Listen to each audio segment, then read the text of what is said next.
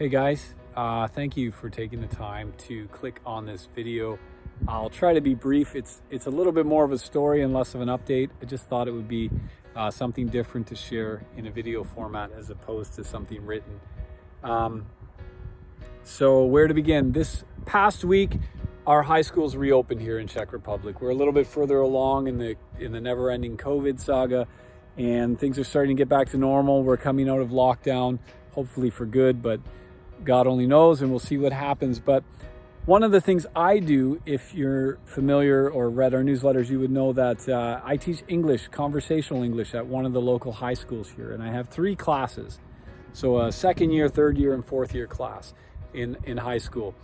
And this week I had a list of questions prepared, and they were a little deeper, just meaning of life, what happens after you die, is there anything after this? And intellectually, I should have, and I guess I did know this, but asking these questions, it just hit home in a whole new way.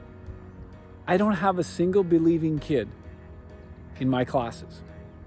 Not one kid comes from a believing family, a believing home. And I got to thinking what I already knew, but just it really hit me in a new way that statistically and based on what we know, there isn't a believing kid in the entire high school. I mean, Jihlava is full of small high schools, few hundred students, 400 students, whatever. You put them together and you might have 10, 15 kids in all the high schools put together. There's 50,000 people who live in this community. I've said it before, there's a few hundred who attend church. Catholics and Protestants put together. And that doesn't even mean they're saved. Attending church doesn't mean you're saved. I don't know how many people have a saving relationship with Jesus Christ, but the number is unbelievably small. And it really hit home again. God, thank you so much that you have called people here to Jihlava.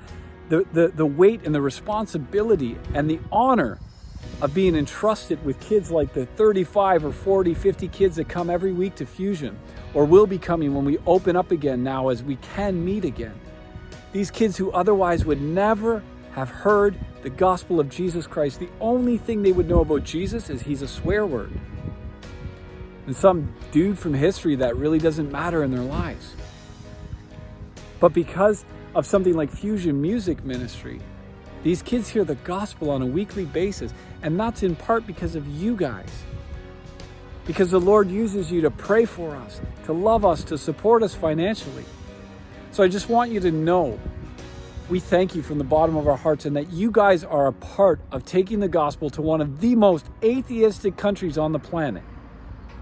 And we've lived in Czech now for almost 4 years, and I can tell you, Jihlava is one of the most atheistic cities in all of Czech Republic.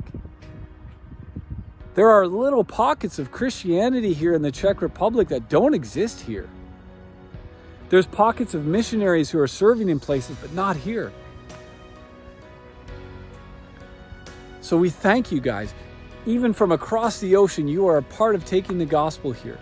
And it's not just through Fusion Music Ministry, it's through English as a second language, it's through street outreach, it's through the opportunities we have to get to know even our neighbors and make friends and build relationships and share the gospel.